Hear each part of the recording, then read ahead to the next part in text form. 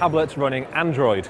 Although you can see this is running on the latest Android 5.0 Lollipop, you actually can't really tell because Nokia has put its Z launcher over the top. Now the Z launcher does look really neat. You can see this is your home screen where you've got some of your key apps. Now to find new apps, all you do is simply draw a letter on screen and the tablet will then search for any apps beginning with that letter. You can see drawing T brought up the Twitter app and TED.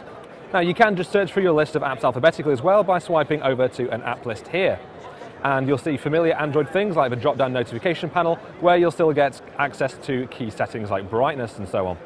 If you're not keen on Z Launcher, you can get rid of it though and just use a standard Android Lollipop interface. And if you are keen to try Android Z Launcher, then you can actually get it for your Android phone.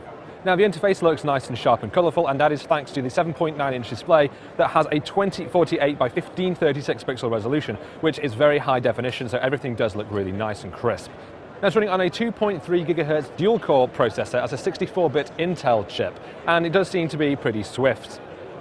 Now the design of this thing is very familiar, although still very nice. You can see if I turn it around, we've got an all-metal aluminium body that's got this sort of brushed matte finish, which feels nice, although does look very similar to Apple's iPad mini, of course. If we look down here, we can see with these drilled speaker holes, and an interesting addition is the USB Type-C connector here. Now that is the new version of a USB connector, which means you can plug it in either way round, so no more of that awkward swapping when you go to bed.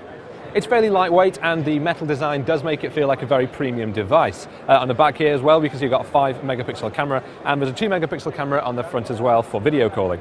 Now the N1 is already on sale in China, and it costs the equivalent of about $250, which is very affordable considering the tech that's inside this thing. Sadly, there is no word of a wider release yet, but we are hoping for more information in the coming few months.